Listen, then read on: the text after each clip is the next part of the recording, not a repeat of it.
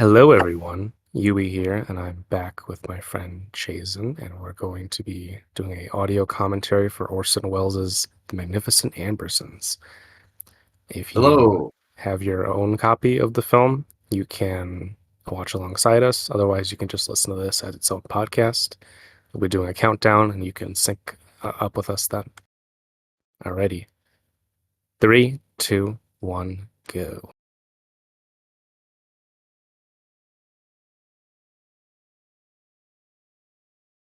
So, Chazen, when were you first introduced to this film? I first saw this film many years ago in, I think, 2011. I was living in London at the time. There was a really wonderful rep cinema that also doubled as a live theater space called Riverside Studios. And they showed this as the first half of a double bill with with Citizen Kane, which I had not seen since I was about like 11 or 12. So it was a great way to get introduced with this movie side and side with his most famous one, which I was more adult and could appreciate a little more. So, and then I did not see it again until earlier this year. No, late last year. So it had been about 13 years in between my two viewings. So that's when I was introduced. Yeah, I had gotten into this one when I was binging through everything that Orson Welles had did around 2018, and I uh, I very much I think at the time was like okay, like I understood that it was essentially compromised, and I didn't really linger on it in the way that I should because I think I was just so eager to get a handle on what the overall shape of his career was. But watching it again recently, I've been really struck by just how profoundly like what a strange film it is, but also, very characteristic of him. And it's I would say this and uh Chimes at Midnight are probably his most romanticist films, which is a mode that I quite like him in. There's something so elegiac and devastating about Yeah, this. In the yeah, same way that is present in Kane, but with Kane it's because of the structure, it's more diffused into an intellectual regard. Whereas here, because it's much more straightforward and novelistic, you're just left devastated by the ending. yeah. I think there's more of a because one of the things that I mentioned in my letterbox review is that like Kane is known for having quite a lot of like upward facing angles. Like oftentimes Kane is seen from below, whereas I noticed that in Ambersons a lot of it's at eye level. So you're not like looking up at Kane the way that you are in that movie. You're kind of looking straight at the characters in Magnificent Ambersons, which I think says something about an identification that Wells has with the characters in Magnificent Ambersons, where it feels like he's more like presenting Kane, I think, as opposed to like really, really identifying with him. Uh, at least that's what I think. Yeah, well, I would still say this movie has plenty of depressed angles in it. I mean, that's kind of what attracts me so much to it stylistically is that he really has these amazing, uh, grandiose depictions of people in these almost like these hieroglyphic close-ups. They just you get one after the other, and it is interesting in this opening section of the film, which runs about 7 minutes. There's this like white hazy filter, this gray, not even a filter. I don't know, but it's like the edges of the frame are uh, smoky and indistinct, and it gives this whole prologue a it's like you're seeing it through A a window of yeah like mystic. like yeah, one of those misty windows, and the the sense of almost it like captures what a memory feels like more than what a memory's experience is actually represented. And it's like here you have this almost like everyone's depicted in, I would say, like abbreviated fashion, right? It's like everyone gets to be sort of a one note entity as we move throughout this town, and we see this and that, and what ends up happening is the rest of the film is this very focused depiction of this one family, but you get the impression that they're just a microcosm of this wider perspective that we're introduced to here. Yeah, no, and also these times are like the good times as well before things start to go wrong for the family too. So it's like, stuff that you kind of look up. It's like rose-colored glasses almost, with those Yeah. the edges of the frame. Like, oh, remember when we were at our height and everything was great, and then when things go bad, that's in clear focus. It's not tinted by anything. Yeah, you see Yeah, here how low the camera is. I mean, this is incredible. This level of yeah. composition, you just have so many elements. Nothing in the frame is wasted. It's so dense. I mean, this is a classic Wells, especially his earlier period, where he's got more of a controlled, I would say, yeah, like a painterly sensibility. I mean, some of this stuff, it's just so glorious. It looks fantastic. Did you ever read the novel by Booth Tarkington? No, but I want to. I saw it at a bookstore that I went to recently, and I do want to get around to it. Yeah, I want to read it because he's one of the more notable instances in like English language literature of an author who during their day was highly acclaimed and popular. I mean, in the 1910s and the 1920s, he was probably there were some literary critics who thought him the most important writer of his day. And keep in mind, this is when Henry James wrote his last novels, when Edith Wharton was still around, Hemingway, Fitzgerald, Gertrude Stein. Well, you point out something that I think is probably the reason why he's more or less forgotten today, and it is that the reputations of all his other figures have become gargantuan in proportion.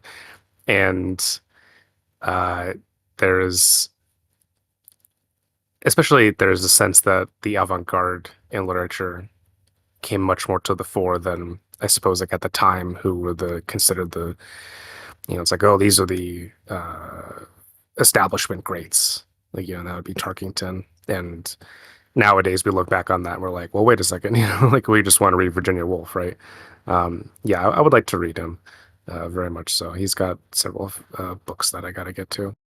Yeah, and he was forgotten pretty quickly too, because there's a clip of Wells being interviewed by Bogdanovich on the Criterion, and he's saying that he hopes that Tarkington could get rediscovered, and this was in '70, only 25 years after his death, so already he was just gone, like Yeah. not very long after he died.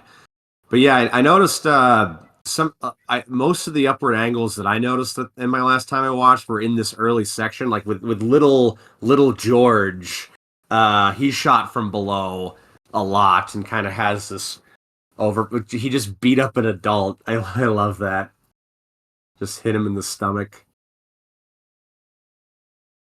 And this is a very this shot right here of him standing in the center is a very like you could see that hanging up on somebody's wall. Oh, totally. Well, yeah, there's so much of this film that you could just print out and use in Right. that way.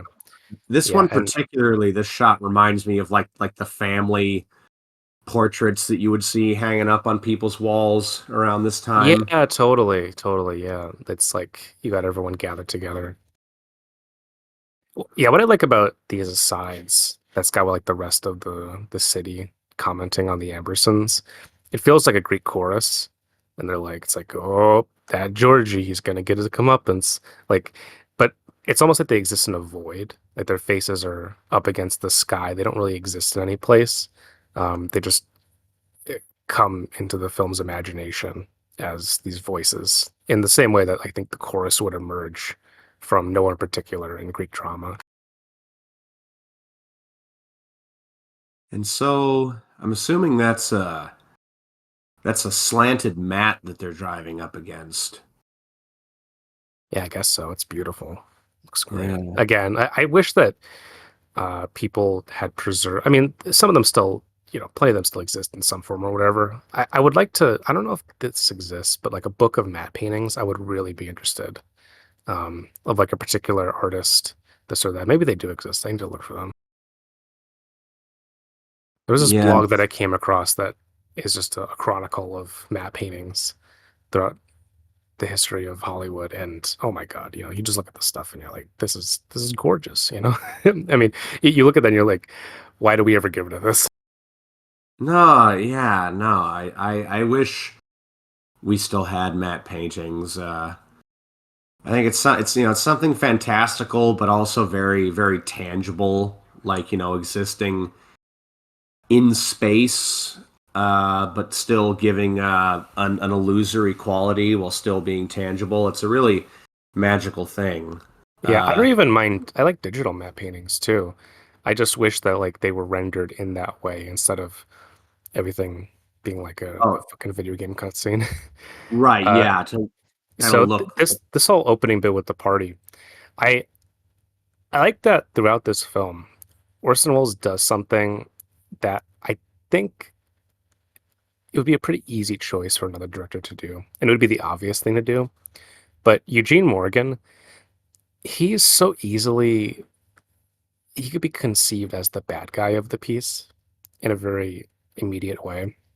And Wells is Yeah, like actually he's kind of just like a nice guy and like he's like he's not like there's something about him that is deserving of Georgie's hatred for him. It is utterly like pathological on Georgie's part that he comes to like there's no villainy, it is just uh these various competing socioeconomic forces, and Georgie just happens to be on the losing end of it. And it is like, because yeah, like the typical Hollywood thing would have him be like almost like a Frank Capra figure. Like you could see a Frank Capra version of this movie very easily. yeah. And That's I never thought of I it that I, I way, think but to compare that to what Wells chooses to do, in Wells there really aren't a whole lot of quote unquote villains. Everyone is very complicated and not even in like the standard way, but in like a very deeply, it's like, you know,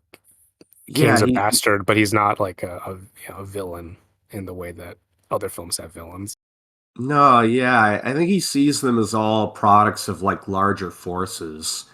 Like when he gives this sort of monologue about maybe my car will eventually kill people and it'll be a bad thing. It's Yeah, like, he has some like some awareness and some regret about his place in the world, but there's this fatalistic sense in all of Wells's films that nothing can be done about it, and that there's a sense of both protest and then resignation against these larger forces.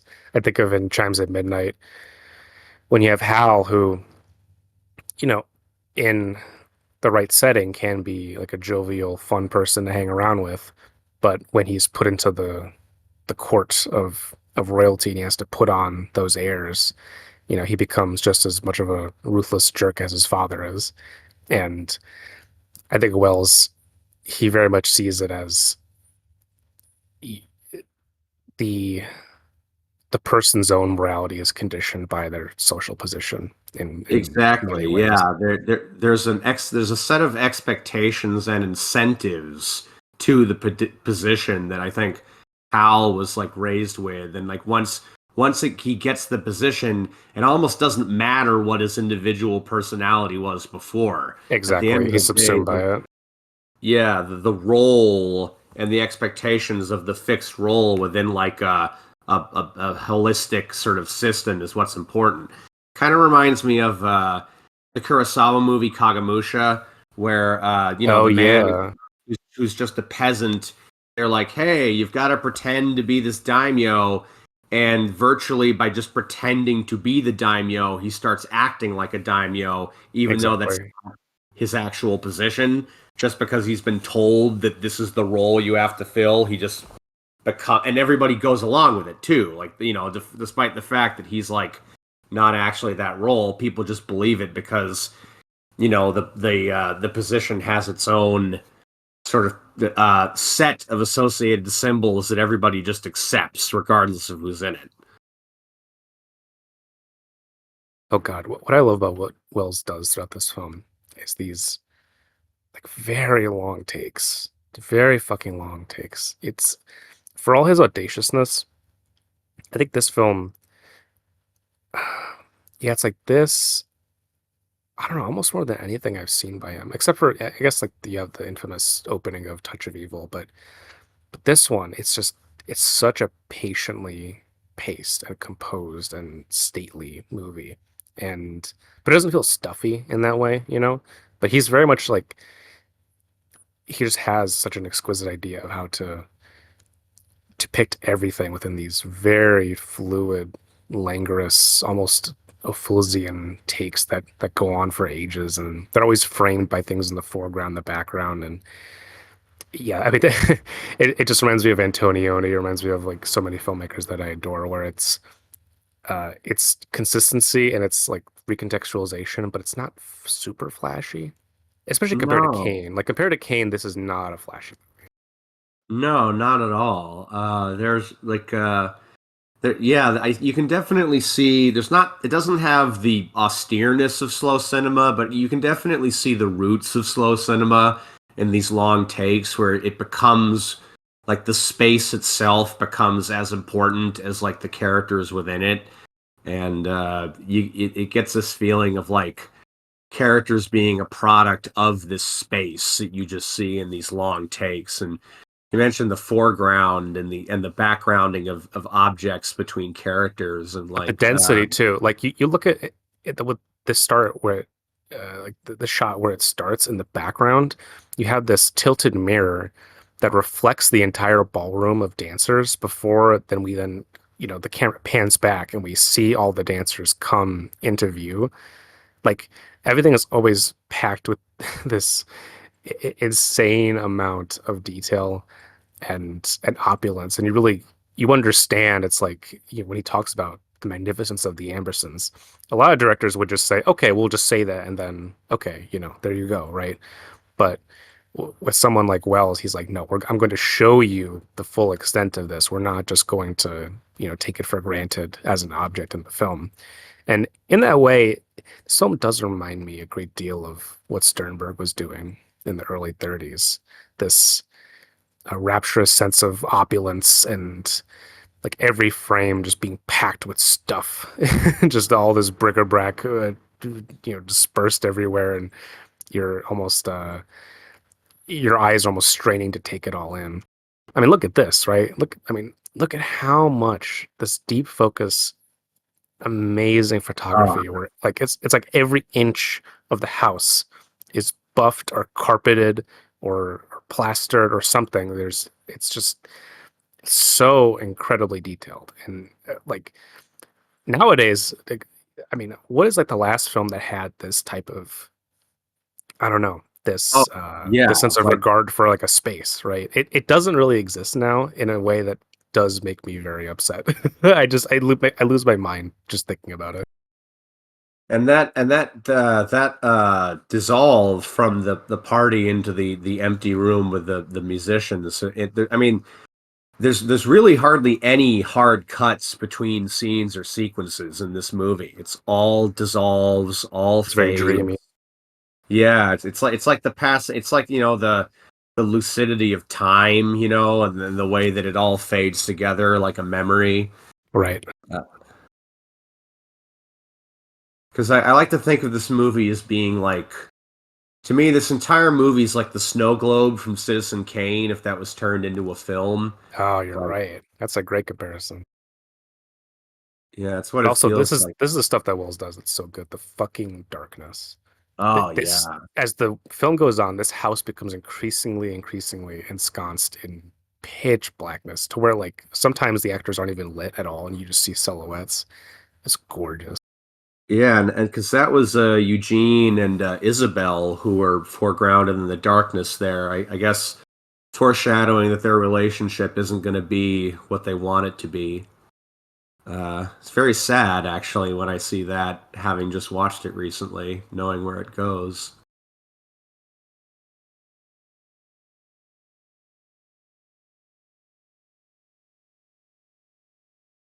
Yeah, I love this shit where like Georgie's. It's like there's a juxtaposition where, in a way, he's the ultimate insider nested within all this opulence. But on the other hand, he's so immature and he's so pampered that he doesn't really understand any of it. He has no comprehension of the world. He just has expectations of it.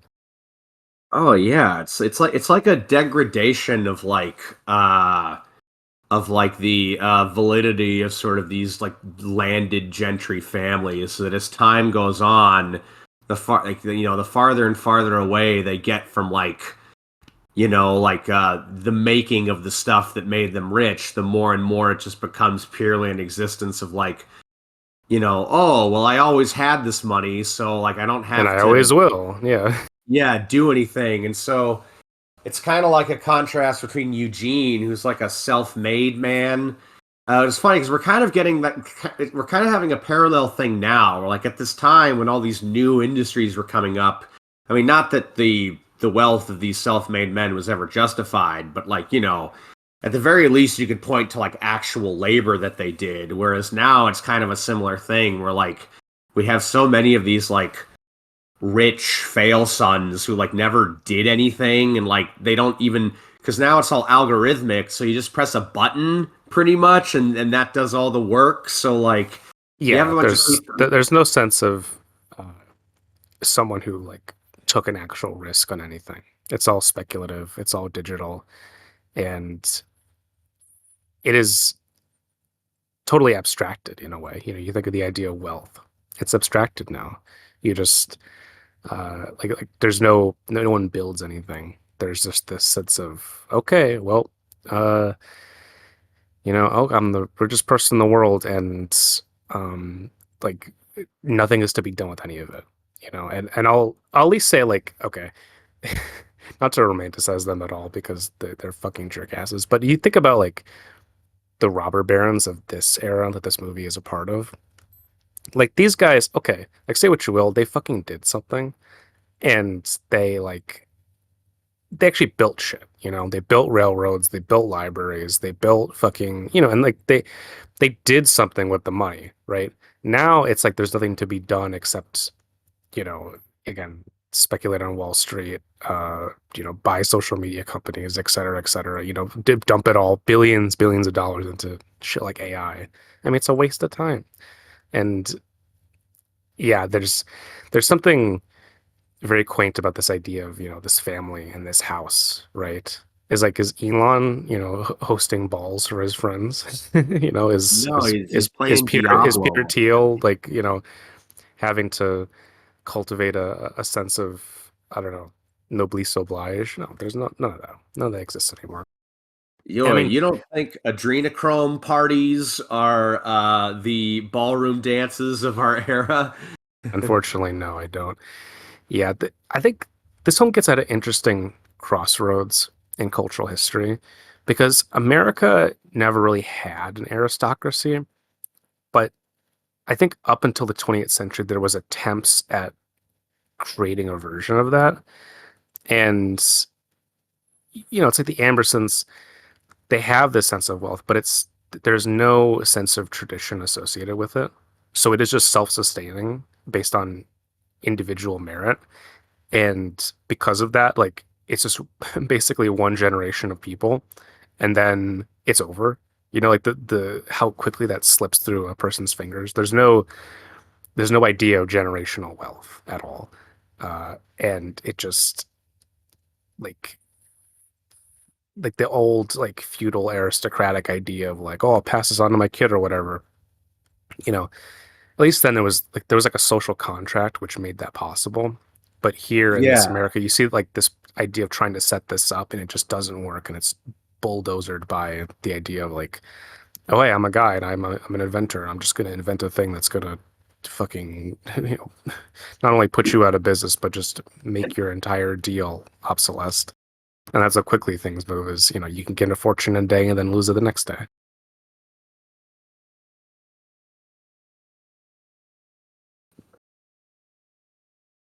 So I this love Agnes Moorehead in this. She's so hysterical. I mean, as oh the film goes on, she just gets crazier and crazier. It's so good. Like, yeah. I remember at the first time I saw this, I was like, "Oh, it's a bit much." Now I love it. I adore Yeah, this. she's so good.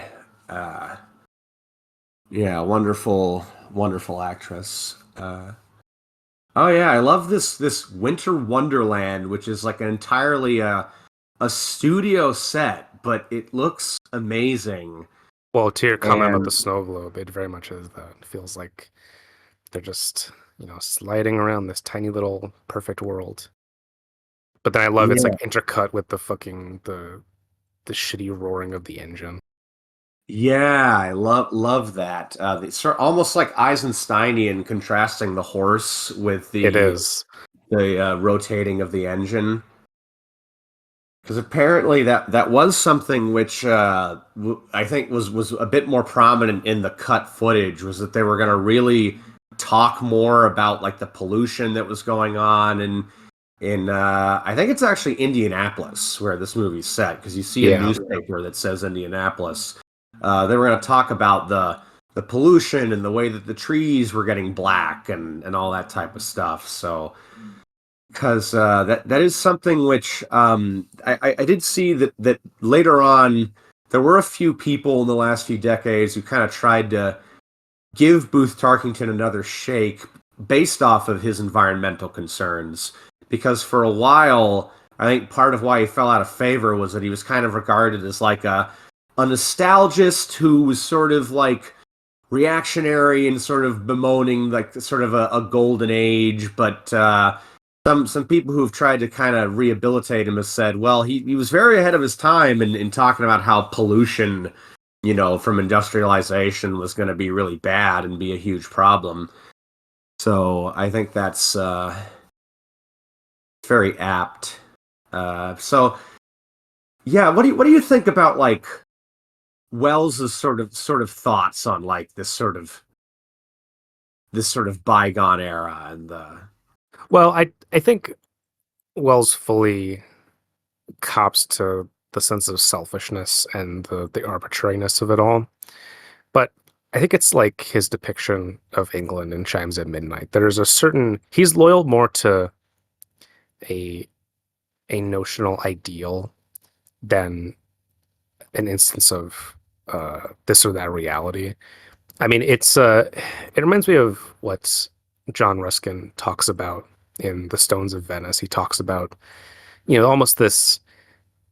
I don't want to say it's like utterly fictional, but it is a romanticized idea of the medieval laborer in comparison to the modern laborer and the classical one. And what he means by that is that uh, you know, in like the Greco-Roman idea of architecture, which has influenced the modern, conception of industrial architecture, is very much, we have this plan and everything is symmetrical and everything is like prefab, and it's, you see it now with the idea. It's not like the same style, but the same philosophy of, building McMansions and building all these, there's an idea of like a fearful symmetry that goes into this. It's very mechanistic. It's very inhuman. It's every part needs to slide into other parts. It's like building buildings or whatever according to the rules of Lego blocks, right? Every piece has its yeah, part. it's like a Whereas what big he was talking about with medieval architecture is, he says, you look at uh, these medieval churches and these buildings and these are, you look at these things that still survive, and they're very much the attitude was it's like, okay, here's the idea, but even beyond the architect, the medieval laborer was allowed to, design little weird rooms that went to nowhere. He was able to, like, it's like, oh, let's put a window here because, this is a great view. Or, he was able to say like, oh, we need a door here because it leads to this river. Like there was an idea of when you were building it, you built it to match the landscape and you built it to like have this practical idea of self-expression, you know, and yeah and Gothic he says like, cathedrals. and because I don't think he says that like, it's like being in the Middle Ages was great for everyone or anything, but to be a laborer at that time, there was not this like mathematical industrial control that was exerted over you. It was kind of like, okay, you're building a thing, go ahead and build it, and like there wasn't an attempt to standardize everything. And I think that whole idea of instrumentality, standardization, mechanization, uh, yeah, like uniformity, it is. it is something that I think Wells is broadly very much against in not only the cinema, but I think in, behavior and all arts. I think what he stands for as a figure is so much of, the nobility of iconoclasm and the idea of, things not being exactly perfect or exactly harmonious in the Greco-Roman way, right? This idea that, like, Mm. things can be a little shaggy, but that's kind of good because it expresses a sense of, meaning and individuality on a basis that can't be accounted for, via some grand design that's been imposed on the world. It's much Yeah. more natural. And I think that's something that I have, a lot of time for, a lot of sympathies for. And like his definition of a romantic worldview is, I think, something that's like not really, about reactionary politics as much as looking at, the past or just looking at anything, right? Looking at the current moment and saying, what's being lost in this relentless desire, for power and for money and for the generation of profits and for technological development. Like, because you don't, it's not just like a straight up, oh, we gain everything, we gain all this stuff. He's like, well, there are certain things that are gained, but like what's happening? You have, okay, we can ride everywhere in cars, but now we have all this pollution, right? Like everything has a drawback. And I think he's very much interested in depicting the after effects of modernity and of power, what's left outside of that. Like No, let's look at this powerful man. What is not written about him in newsreels and in hagiographies? What are the discontents of his life?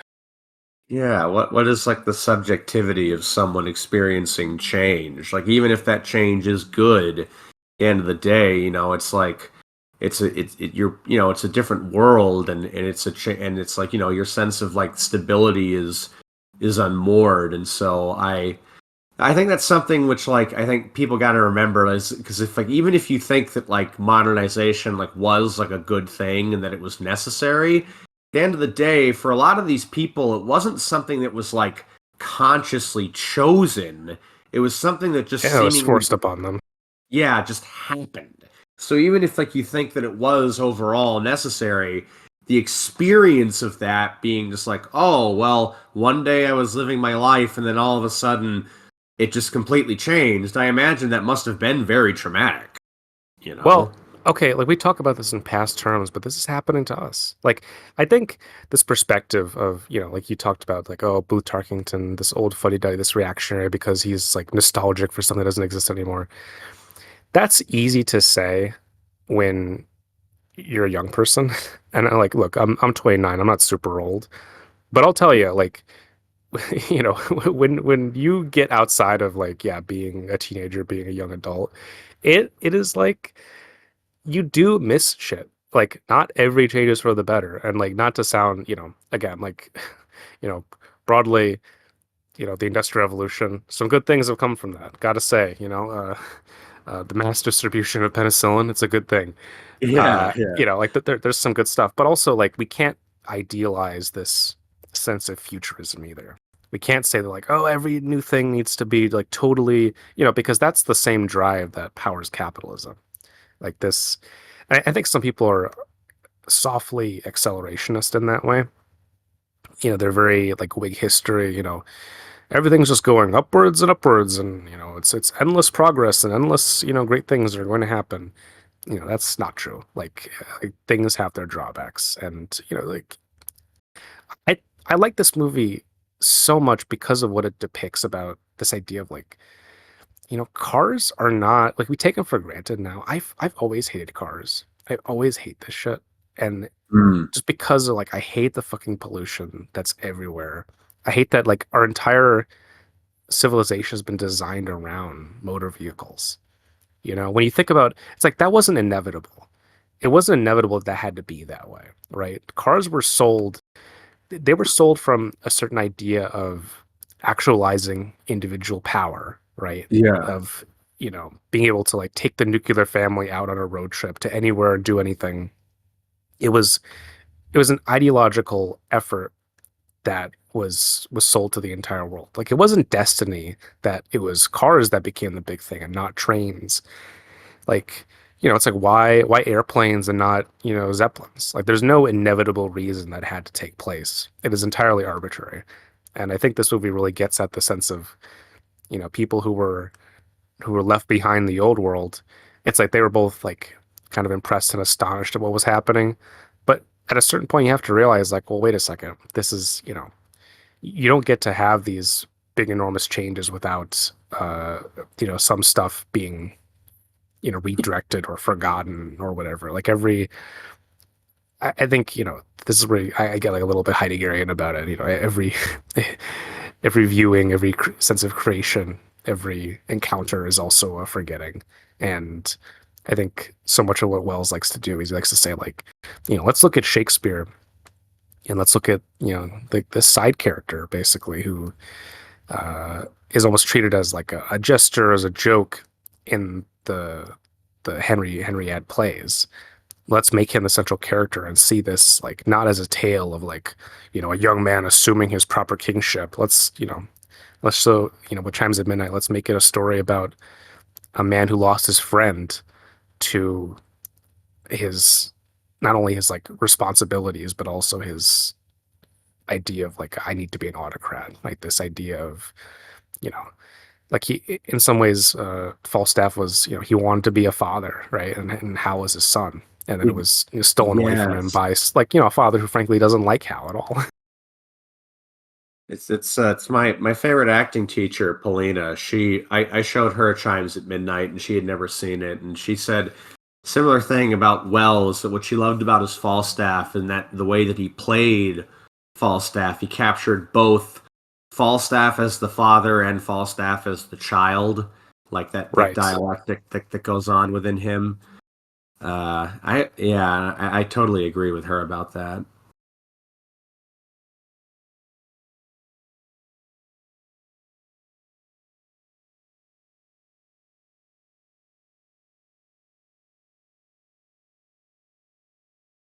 Yeah, this actress, Dolores Costello. She was really big in the silent era, but she had fallen off by the time this movie had come out, and she didn't do a lot after this either. That's unfortunate. Yeah. I mean, it's weird because he came in the 40s, but I think it shouldn't be underestimated that Wells had a very strong connection to he grew up with early cinema, and I think especially in a film like this, stylistically at the beginning and as the film goes on, you see him kind of basically like adopting different eras of cinematic technique, what existed as of the 1940s. We started almost like a palatial, uh, like observational street scene world. And then by the end, we end up in noir. We're Yeah. in absolute, pitch black devastation. And I think the way this film navigates the changing stylistics of the period is quite audacious. And even in its compromised form, I think that's still communicated. That's the impression that I was able to really glean from this latest watching. Now, I love these huge tracking shots of them moving throughout the town because you get to see like all these different places in the town. You get it's like, oh, here's the telegraph office, here's the grocer's. Like, it's such a great way to, because normally I think you would have like this staged in a pretty like matter of fact way like okay we just need to see the motion and then the actors faces like but Wells is like no we need to see the whole context. We're just going to keep this Yeah. camera held at a low level so like the buildings are imposing themselves upon the characters. Yeah, this I think this type of scene would have often been done with rear screen projection at this Oh time. totally, yeah, but here I mean the sense of I hate this term quote unquote realism. I mean it's profound. You do get the sense like this is a real place. I mean obviously it is, but like even beyond that, just the communication of like what this time was. It's so much more visceral. I mean, above and beyond, whatever particular point, this is a great period piece. As a great depiction of a time, I mean, it's one of the best. Well, George and Lucy also, most of their scenes together, they're either, you mentioned the tracking shots and the long takes. For most of their scenes in particular, are either them walking someplace in a tracking shot or riding on that carriage in a tracking shot. It's like George and Lucy almost never get to just sort of like sit down and be still with one another. They don't. Uh, they're always moving. It's almost, it's almost you get the feeling that like there's always some sort of like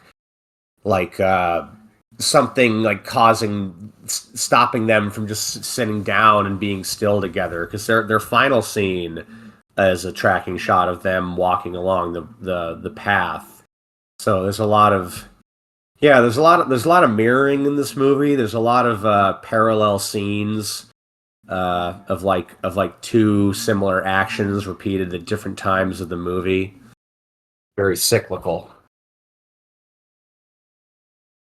Oh my God, we're already at the fucking dinner scene. See, this movie was so fast. I mean, because the editing, obviously, but like, God, it is like, it just moves straight like a bullet, and you get no, yeah, it's like you feel the sense of time moving too quickly in the process of watching the movie.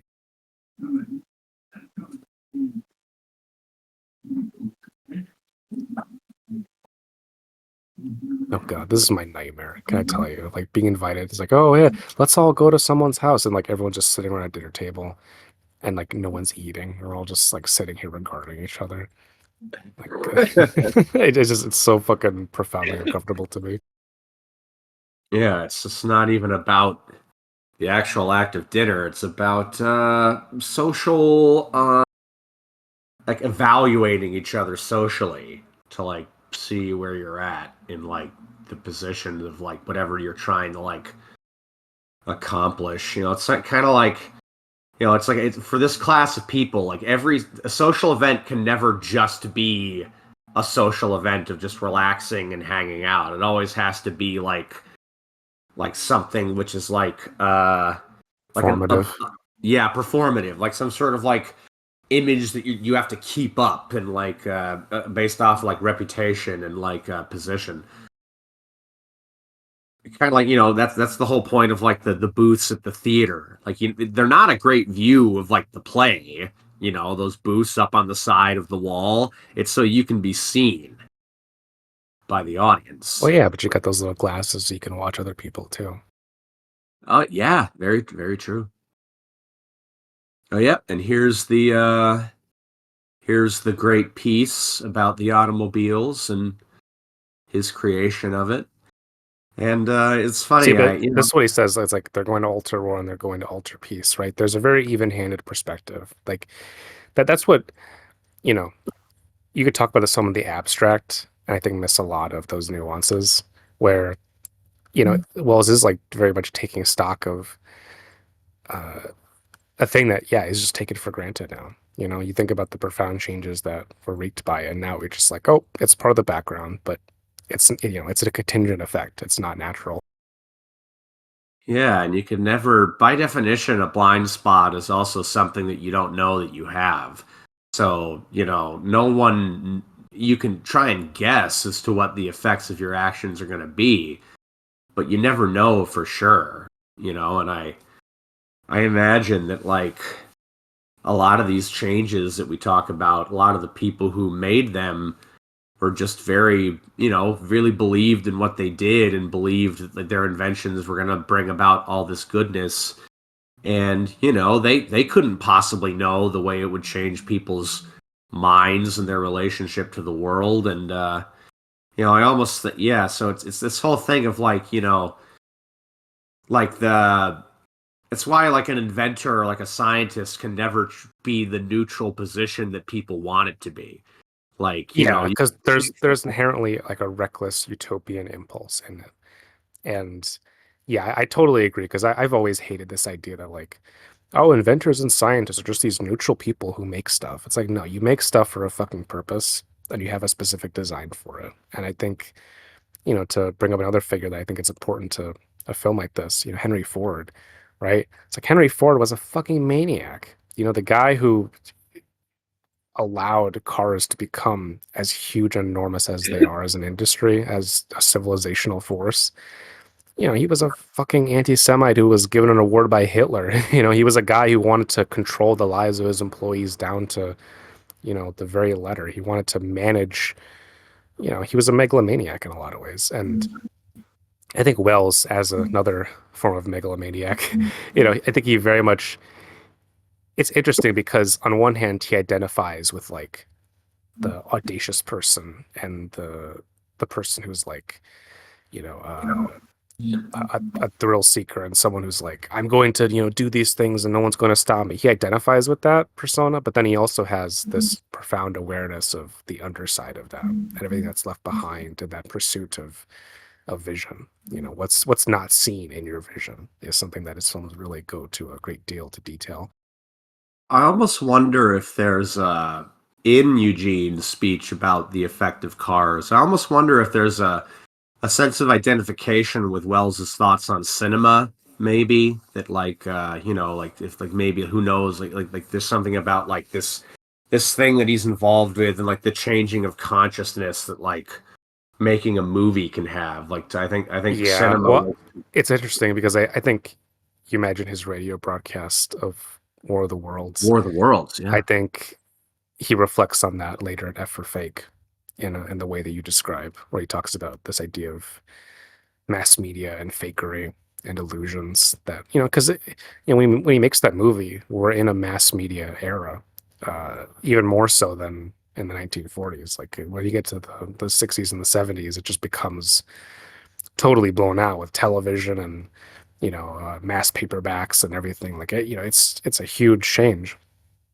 And Kane is also, again, it's newspapers, it's about media, and in the broad Marshall McLuhan sense, an automobile is also a form of media. It's a form of communication at the end of the day, just like the written word is.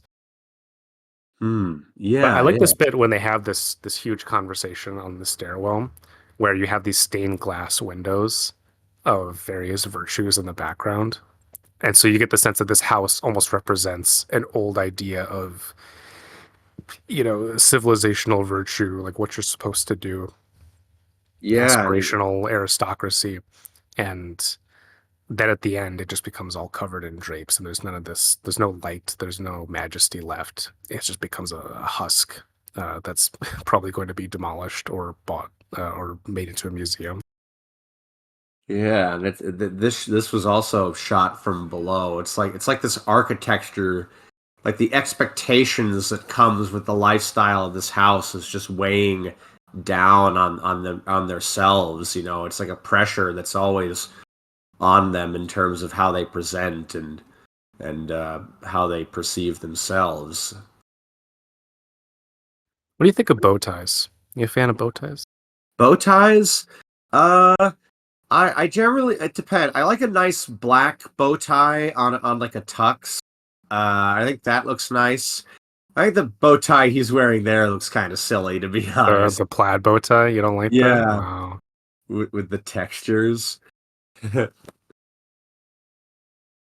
It's funny. I noticed Wells in his early movies. There's quite a few of these like great sort of supporting players who are like really good, but like you don't really see them do a whole lot. Like he was really good at like picking very evocative actors with like character faces and but like oftentimes like they're not like the biggest stars. Like No, well, he was never a star fuck. Oh, well, I mean, he was a star fucker with oh, what's her name from Lady from Shanghai? oh God, yeah, Rita Hayworth. Yeah. Rita Hayworth. Yeah, there is that, but broadly, I don't think he was ever really. I mean, the thing is, he was just too strong of an author to really, I think, imagine. Like he wasn't about working with.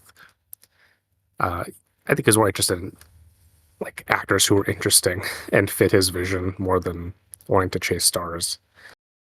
And also, it should be considered that he himself, was a star of several of his movies, so he didn't have to rely on it in a way that I think most directors do, especially American directors, where it's like I need to hitch my project to a personality to get it made. He never really had that problem, or maybe he did, but it just with the films he made, he just was able to navigate around it more or less.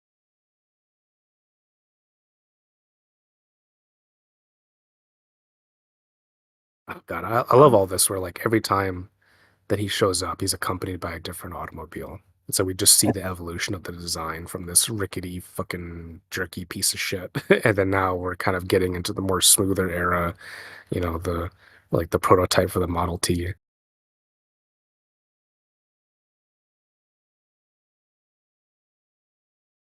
Oh, see, look at this, the opaque windows. It's like at the beginning. Mm, yeah. Yeah, the guy who plays Georgie, Tim Holt, I only know him because I know he's like in a bunch of westerns. Outside of that, I don't think I've seen him in too many other things. Yeah, Wells said that he didn't go into a ton of detail, but he said that he pretty much chose to go back to being a Western star after this movie. According to him, it was a choice. So I don't know. Maybe he had more fun. Maybe he liked the shorter shooting times. Yeah, but we also can't underestimate, like, it was big money to make westerns then. It really was, It was like people, again, like, they accumulated a sense of generational wealth from being able to like buy ranches and all that. I mean, it was very consistent and steady business. What's his name? Like Joel McCrea. He became a big business guy, like oh, outside did of being he? a movie star. Yeah. That's uh, that's so funny you mentioned that because the guy. Wait. Oh yeah. Wait, I'm forgetting his name, but he played Red in the Last Picture Show. He's one of my favorite old Oh, Ben character Johnson. actors. Oh yeah, yeah, Ben Johnson. Love Ben Johnson. He's funny because he was never like a super highly paid actor because he was never a star, but he became rich later on in his life because of oil investments. So he became one of the wealthiest actors in Hollywood. There you go. Uh, yeah. So I guess those Western stars really knew their business. Oh, love So that good. pan up, yeah. Yeah, I mean the whole set design of this. I don't. This can't be a real house, right? I don't think it is. Maybe it No, is. I don't know. There's no way, right? no, I think they said that it was a set and it was built with the long sequence and tracking shots in mind, which is That why makes a lot of sense. it actually like didn't take it didn't take as long and it wasn't as expensive as it could have been because in terms of setup because it was designed specifically with this in mind so that Well, they you could look do at it. this with this huge winding staircase and like these big empty floors. I mean, it's perfect to just move a camera through. It's what you want. It's like the spaciousness is profound. I mean, this is like it's interesting because Wells made some noir films, but all his stuff has this very gothic feel to it. And like compare a movie like this to Robert Siodmak's The Spiral Staircase, you can see a heritage there. I really do think there's like Wells never ventured into that territory really, but it would have been fascinating to see him like make a version of like the Turn of the Screw or something. You watch Robert Wise's The Haunting or what is it, The Innocents. I mean, Yeah, those Jeff. are very Wellesian films. Like this idea of like this haunted house and these ghosts that are inhabiting it. Especially, Yeah, especially Robert Wise, who edited this movie. I think he takes a lot from Wells. He's obviously not as good of a director, but like broadly, you watch his stuff. I mean, there was a whole generation, the whole generation of directors who came, I think, in the 40s, 50s, and 60s to prominence. I mean, it's hard to like look at them and say like they weren't influenced by Wells. Like John Frankenheimer in Seconds, it's so Wellesian. It's crazy. Like it's all oh yeah, it has so much of that energy to it. a lot of Uh, deep focus in that yeah, movie. that Robert Wise. Who else? I'm trying to think of. There's someone else. Like I would even say like someone like John Sturges. You watch his movies, this hyper crystalline clarity that he has where everything is in focus all the fucking time and everyone like the camera angles are always depressed and you're always seeing these huge tableaus of actors arranged against each other, it's not functionally dissimilar from a movie like this. No, I totally agree. It's funny you mentioned that with Sturges because it's like the way that he sort of stages actors. Like when I first saw Bad Day at Black Rock, I hadn't seen Magnificent Seven yet, but when I saw that movie, I thought, oh, well, I can see why he was chosen to remake Kurosawa because the way Yes. he like composes groups of men reminded me of Kurosawa, like the way that he kind of staggers Yeah, them. and Like, early Kurosawa was also influenced by Wells too. yeah, I agree. People don't talk about that much, but again, with the deep focus and with like the Yeah, but like before he moved on to long lenses, I think he was very Wellesian.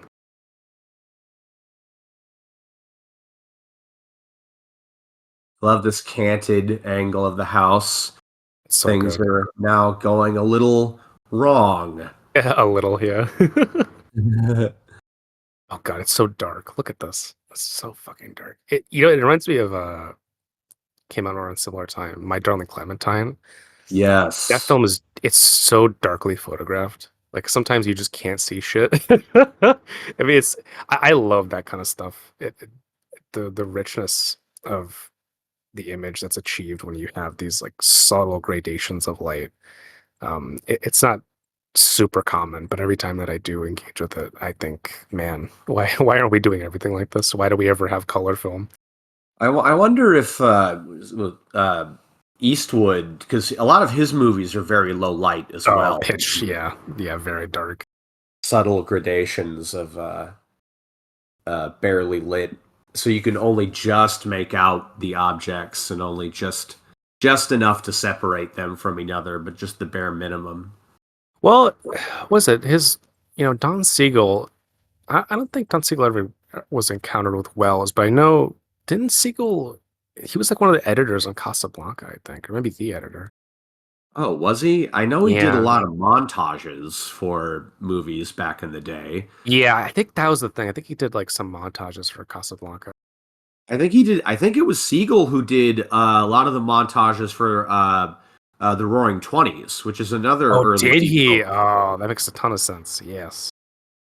Dude, Don Siegel, talk about a guy fucking underrated as hell. He's so Yeah, good. yeah. He's so Don good. Charlie Siegel. Varick is one of the best movies ever.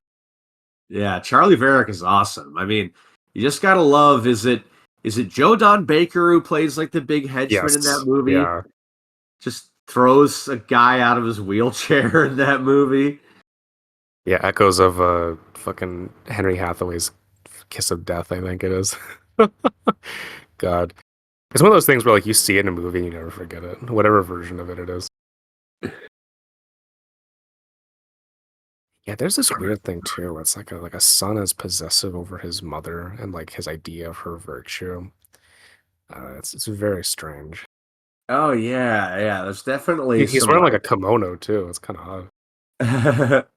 yeah, it's this sort yeah, this sort of single piece like tunic robe thing.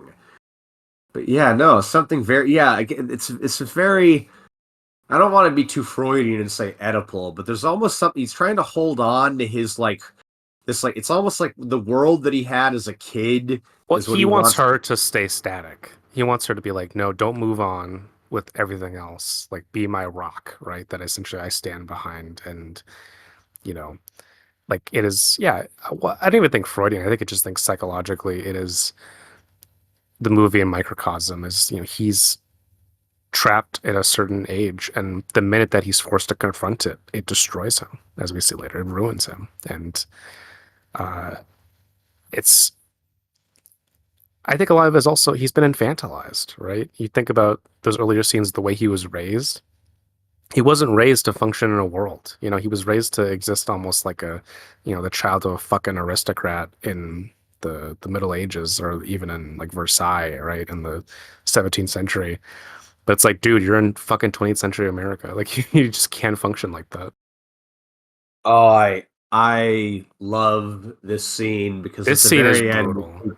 it features one of my favorite recompositions in all of movies, and it's so simple, but it says so much.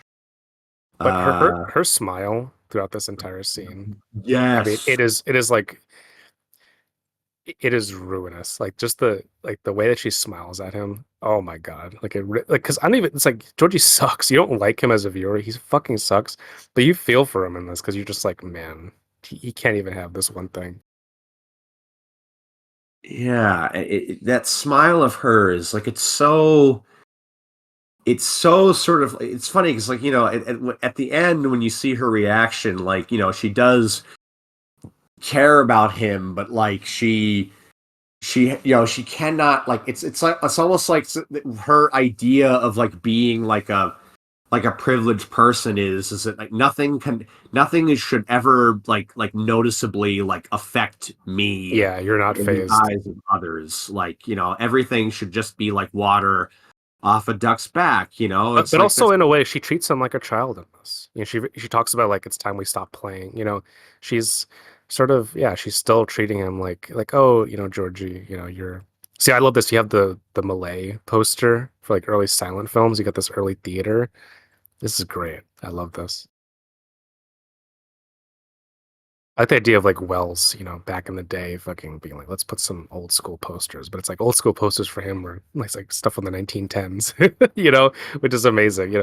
Stuff that's been probably lost nowadays. I don't know. I'd have to look into those movies that feature in that little background moment, but I would love to like see if some of those still exist.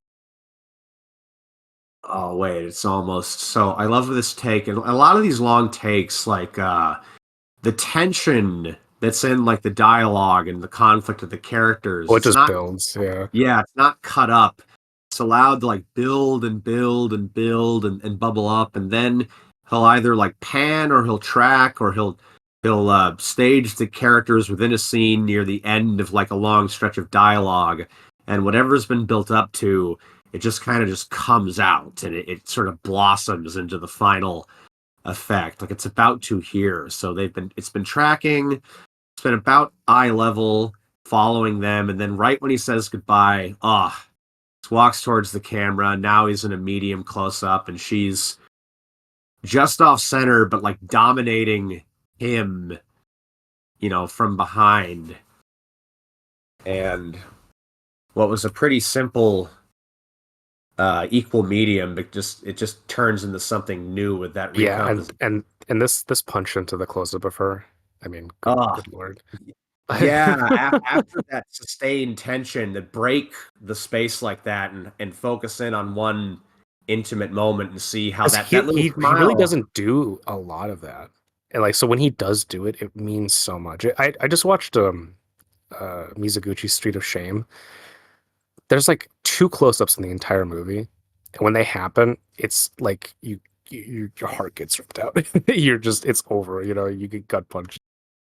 I mean, Yeah, that's what these old like Wells. the back in the fucking day, like a close up meant something. Now it fucking means nothing because you could just make an entire movie like, I mean, no shade on this movie, I like it, but it's like Uncut Gems. The entire movie is in these fucking, Cassavetes close ups, and it's kind of like been made to mean nothing, which is something that I don't like. I like a sense of like rigor and discipline in regards to form, where when you have something like that can communicate emotion, it should mean something, in my opinion.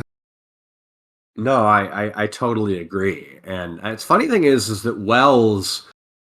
I remember Wells once said he didn't even think. It's funny because we tend to think of close-ups as being a very actor-oriented thing, but Wells actually thought that like the true test of an actor was whether they could act in long or long medium. He once It's said true.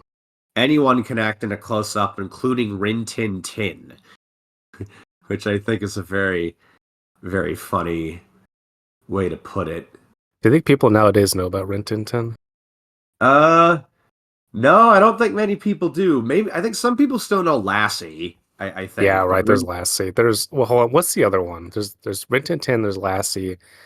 There's Old Yeller, right? oh yeah, Old Yeller. I think some people know. I know Old Yeller because it was the movie that made my dad cry more than any other movie. Was him having to kill Old Yeller at the end. Yeah, it's almost it lives on more as like a A joke. reference. Yeah, or as a Yeah, joke. yeah. Yeah. it's like something that people refer to, but they don't actually know what it refers to. But they know broadly the concept, but not the specific. Yeah, see this whole bit too. Again, it's just like a static frame, where he just has these tableaus. It's wonderful. This is how filmmaking should be, in my opinion. Just like consider how the elements in the frame should be composed, and then just do it. Like you don't. It's almost like mathematical in its simplicity. I really don't think it's that complicated. Like you could just get someone who kind of knows how to light it pretty well, and you're good to go on more or less. uh, gosh, yeah. So, and now we get to the point where things are just really falling apart. But even at this time, I like how even then here he still gets into the horse carriage. You know, there's this holding on, and then he talks about Mm, like the town changing. and it's this third act, I think, which is where the most footage was cut. Like there's some stuff cut from the first half, but most of like the 45 minutes to an hour of the footage that was cut was from like the second half of the movie. Right. Which I would say it gives it. Oh, this dolly. Oh my God, look at this. This is great.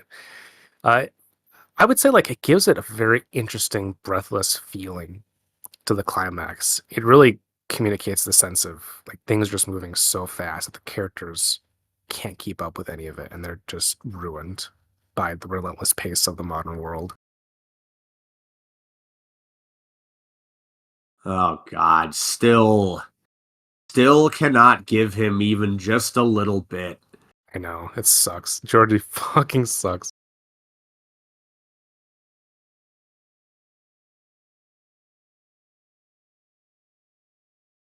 And apparently, spoiler alert for the book, she did his mother does not die.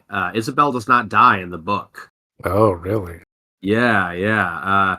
You can actually what's funny is that the ending, which I'm not crazy about, is kind of more like how it was in the book, and there's an implication that maybe Eugene and Isabel will get something going again.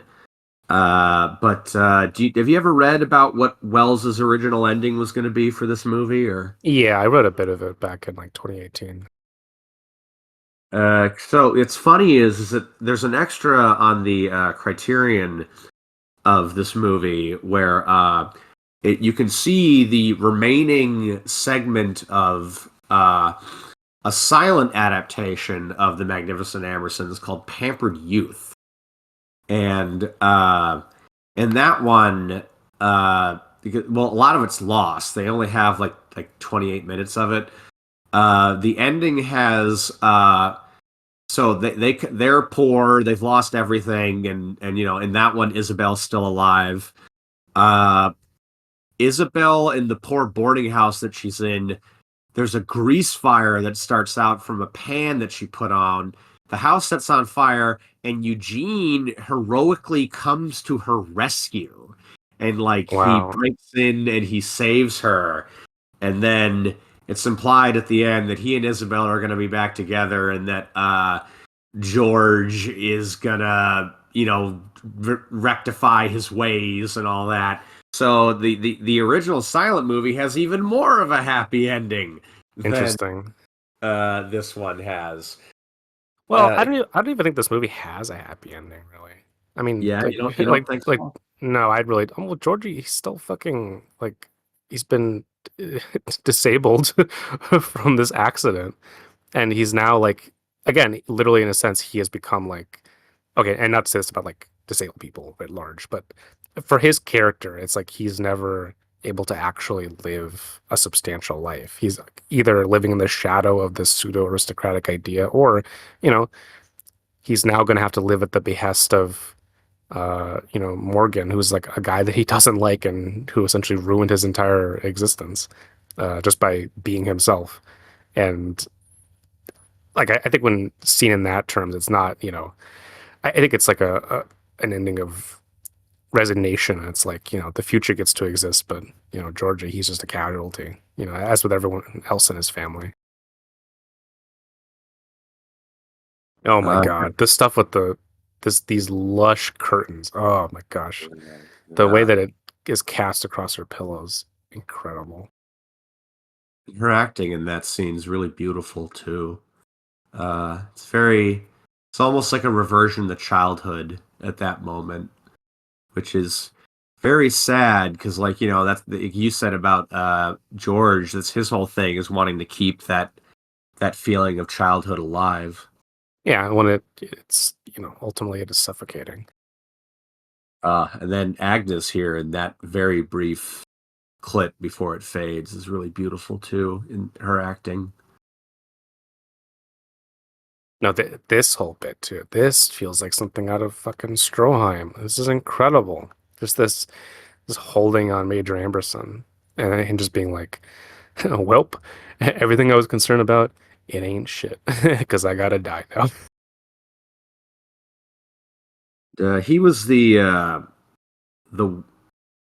one guy I think to come from the original radio adaptation that Wells's did. Oh, Yeah, because he did a radio adaptation for the Mercury Theater before he did a few years before he did this, before he did Citizen Kane. And what's funny is in that one he plays George in the radio that adaptation. makes a lot of sense. And what's funny is that it's a pretty different. It's probably him as George in the Mercury Radio is probably the most different kind of performance that I've heard or seen Wells give because he plays him very high strung, like very very emotional, a lot of outbursts, which is not something that you normally associate with Wells. Like you normally think of Yeah. him Well, as someone also more. you got to keep in mind though that it's like as a young actor, you're kind of, that's something that I think you have easier access to than because you know I think we think of Wells as like this Titanic, like again he's grandiose. He gives these immense speeches, and he's got this sly daring to him. But I don't know. I saw like a screen test with him, and like he was capable of other stuff. I think he had a mode that he liked to be in, but I don't think he was limited in that way. I just think he chose to exist more in something that projected a certain persona that he was comfortable with. Yeah, I always wanted to be older than he actually was. Oh yes, this is such a thing with him. He's always always playing older. Even in fucking Chimes at Midnight, he's playing older, which is crazy. It's like Falstaff is not a fucking old guy, but in Chimes at Midnight, you're like he's got fucking 1 foot in the grave. Yeah, no, him and Kane really is, I think, near the end, one of the more convincing examples of a young person playing an old Oh person. And I yeah, it don't still mean the holds up. makeup. It's a real Rip Van Winkle type thing. It's he's got I don't know, he I think he always had this sense of putting on uh a because his voice is so deep, right? He can really project a sense of authority that is convincing, and it taps into that illusionary idea of cinema, And I think this is what all his movies are concerned with, is the idea of moving back and forwards with time, with flashbacks, with our idea of the past versus the the actuality of it. What the president is doing to us. Uh, he's always just so concerned about the effects of time on a human being. Yeah, but see, this whole bit too, this is so good. Just the essence of simplicity. Just them in this little corner of a train station. You don't even need to show the train, Like Wells has such a simple, elegant, efficient idea of what he needs to communicate. And this whole bit too, where they're just walking through the little forest glade. It's wonderful. You're seeing them against the open sky. It is like he has such a like the way that he conceives of his space, I think is like I can't Yeah, because describe you it. It's a don't even wonderful. need It's a wonderful. need to see the rest of the environment that they're in. It's just that suggestion of just the edges of trees and a It's almost. I sky. mean, it is very theatrical in a sense because it's like in the theater where it's like if you want a tree, you just like put a tree. You know what I mean? You just put like a facsimile of it. You don't need to construct a whole forest. There's a lot that is done with suggestion. And here he does a lot. It's like obviously we're in like an I think this is a natural space. Well, at least the rear projection of it is. But he has this idea of okay, like we can actually just work with a little, and by implication, it actually creates a stronger effect than if we just did something that's, you know, from the human POV, much more standard. I mean, again, here we have like a super lowered upward looking camera angle. There's yeah, the wind is blowing through her clothes. Always some type of natural element of like moving through them.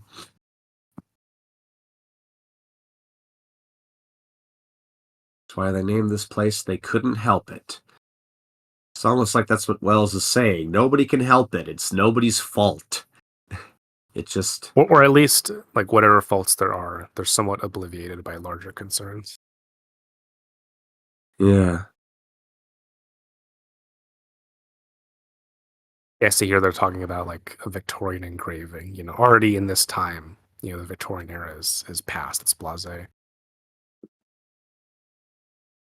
Yeah, and Bax Lucy's smile. It's like it's always covering something, but she just has to keep on smiling anyway.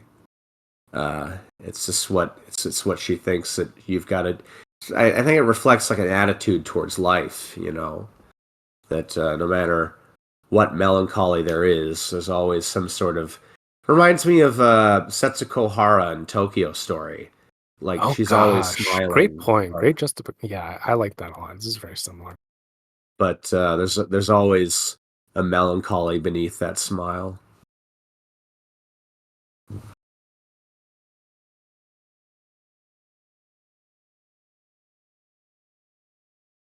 Oh, yep, this is the famous scene for Agnes Hmm. Moorehead. Apparently, this is a scene that was somewhat affected by the editing because there's a long tracking shot of them walking through like through the hall while she's going hysterical. Like apparently the entire scene was supposed to take place in like a single shot with like movement and with tracking, but I think it got I think they added a couple shots and it got cut up.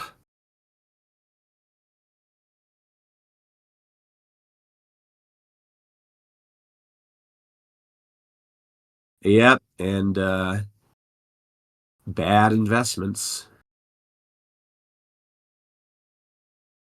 That's what happens when you rely on speculation as opposed to making your own stuff. I like how the fashion evolves in this movie. When you really do start in, yeah, like the Victorian world, and then now, he's basically wearing a yeah, modern suit and tie, modern three piece.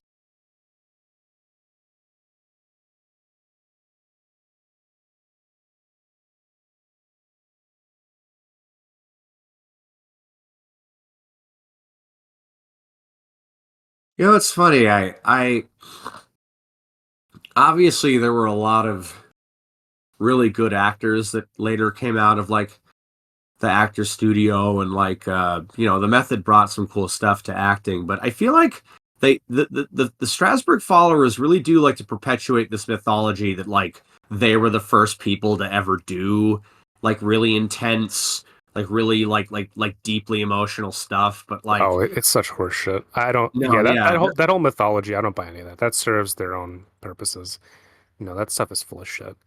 no, Uh, yeah, yeah, I like you mean, look at like I'm no expert in fucking acting, God knows, but I'll just say like the way that people, yeah, again, going back to romanticism, the way that it's, depicted as like basically anyone, before the late 1940s in Hollywood couldn't act. Like, give me a fucking break. I'm I sorry. know But like, it's but also, frankly, there's more to acting, especially on screen. There's more to that than uh I think the virtues of the actor studio and that whole school.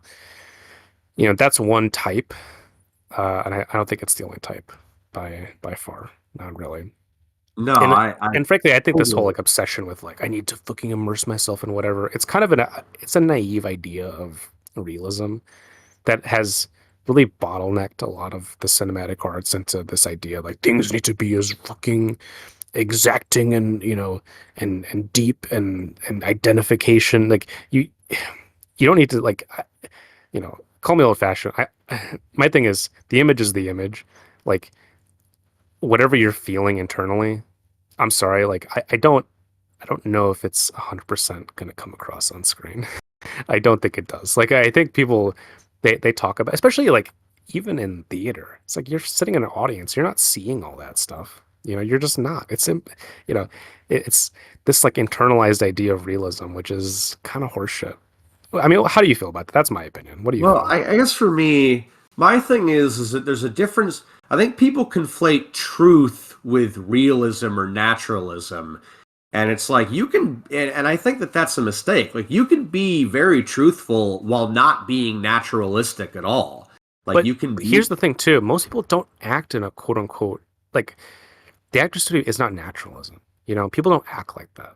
In real life, people are like all over the place. Do you know? Like this idea of realism they've constructed is not particularly realistic. It is just it's like how the bourgeois novel, quote unquote realism, but it's nothing like lived reality. It's a contrived image of it, which is fine. But I just wish that they would admit it. I wish it wasn't this pretension to being like, oh well, we're more natural than you. It's like no, you're not though. It's absolutely not.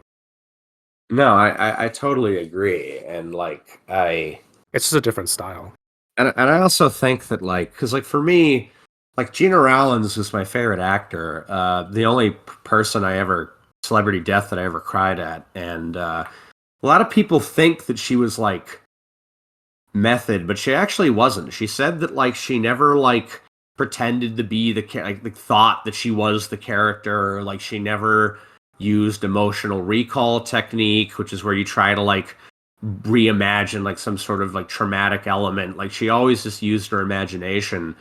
And I think that's why, as someone who's been 5150'd, her portrayals of mental illness really, they're almost more profound to me because she had never had a severe mental health crisis, as far as I know. Like she just had a huge amount of imagination Exactly, and exactly. empathy. Like you don't And have to directly identify with something. You can use your own experience as uh in a speculative capacity. Oh my God, now this whole scene. Oh my yes, God, this thing. I mean, can I tell you, I hope to rip off something like this someday. Like it's so good. This whole bit of just it's interesting because it's portrayed in like a half sinister way, but really, it's curious because what we're just seeing, it looks like the regular world that we live in now. Like it's interesting that it's portrayed in yeah, like it's this very gothic, looming, sinister, like evil way. But I walk outside and I'm like, well, that's what that's what my neighborhood looks like. It looks like what happens to Indianapolis at the end of Ambersons. I mean, this whole bit too. Look at this. yeah, This is these are the glories of cinema right here. This composition, yeah. just him. I mean, it's outside of the luxurious camera movement. It's almost Brissonian. Yeah, it's like you were talking about with the implication earlier. I thought of him with how rarely he shows the entire picture, how he'll just show fragments of something. And here, like with the slow panning down the city, and then the various dissolves, and then the track out of here, it's almost like time is moving past the objects on screen. It like I almost think of like when I look at Van Gogh and I look how wavy and sort of it always feels like the things in a Van Gogh painting are captured in the middle of like movement, like it's almost like a time Right. lapse photography, and the Van Gogh painting is like one frame from the time lapse, just sort of in constant flux. It's constantly moving towards a decay. of Yeah, see, look something. at this. Like both of his legs are broken. He's never going to be the same. Yeah, people think like, oh, they tacked on this happy ending. I mean, I don't think it's happy at all.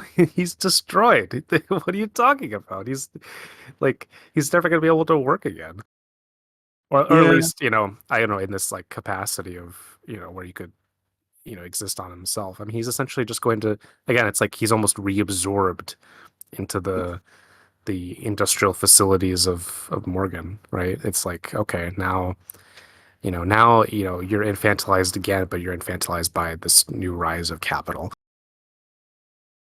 yeah, that is very true. I was thinking more of like, because in this one, Eugene and Fanny, it looks like Fanny Agnes Moorehead. It like kind of looks like maybe they'll get something going on again, and they'll be close. And I know that in Wells Ending, he met her at the boarding house, and like she doesn't really have much to say to him, and he kind of leaves. But I Yeah, I do, mean, I can definitely see that, but I just think like it's not unilateral because I think the way right. people talk about this, it's like a caricature. Which I think if you watch the movie, like watching it again, I was like, well, wait a second, this is not this is not what this is.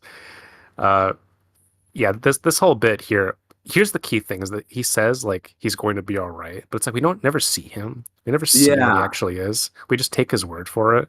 And there's something, I don't want to say sinister, but there's something like kind of sad about that. He's kind of just left consigned to this room while they get to, walk into whatever future that is. No, that is a good point. It's like maybe things are good for these two, Yeah, yeah. They get to, everything's coming to Millhouse for them, but but yeah, Georgie gets left behind. for, yeah, it's like he just couldn't never adjust. A casualty of time. Yep, yep. I think that's, God, if you could describe like all of Orson Welles' films, casualties of time, that's a pretty good one. Yeah, I think of when he does the speech about the cathedral and F for fake, about how it'll stand as a monument to time, and that's what his movies are. They he is immortal because of these movies. Oh, totally. And Yeah, these will be, his films will be watched forever. No doubt in my mind. and then we're gonna get to the best closing Oh, credit. yes. These credits are wonderful. See, I showed this to my brother, this film, and I said, these credits, this is a this is what everything should be. It's so wonderful because he just shows you like all the little elements, like what goes into this and that. Like he gives everyone, people talk about like, oh, Wells, he's so egotistical, whatever. Man, he's like he gives the people in his departments, his actors, he gives them in this credit sequence something that is so generous and so warm, and it is so strange for like this very depressing movie, but like, in a way, there is something, yeah, just like it's like he wants you to appreciate, oh, hey, these are the people who made this movie, and like, we all worked really hard on it, and it's so gracious. I adore it. Yeah, it's. I wish more movies did something like this. I I would. wish so too. I don't know why. Outside of like just people being fucking lazy, I don't know why it doesn't happen. Well, he doesn't even appear. Everyone else appears but him. Yeah, he's very much an ensemble guy. Like, he always credited Greg Toland for teaching him so much before they did Citizen Kane. Like, he never just said, I was just a genius and I came in. He's like, no, Yeah, Greg yeah. Toland taught me the works. No, he partnered up with a genius cinematographer. Well, that was Magnificent Ambersons, Chazen. What's your final Yeah. verdict? Absolutely gorgeous movie. It feels to me like maybe the most personal movie that he ever did. Uh, and it's one which I think because when I read Buzz On's little book on Wells, even more than Kane, I think this one really like furthered this idea of like cinema is like a representation of space and Right. like It's the very important. idea of like space and time being sort of the primary focus and just the character's relationship to like a physical environment and like uh and their relationship to each other within a space because like you mentioned the whole theater thing like you could say that like oh well maybe he does long takes because he's from theater well yeah but like there are pans and there are tracks that he does and there's a creation of shapes with the arrangement of characters within it because it's a two-dimensional plane that Yeah, like it you is wouldn't not just really the proscenium screen. yeah that you wouldn't get with so I think this movie was very important in that regard in terms of the time image, and it's a movie that I think is just sort of very representative of the things that we all just have to accept as time moves on, and that That nothing maybe good will ever happen, and that you will be destroyed by progress, and that technology is the devil. Uh, oh gosh. Well, no, more or less, I think it's we all get our comeuppance that we deserve. Uh, I'll leave on that ominous note. All right. Good night, everybody. Good night, guys. Thank you.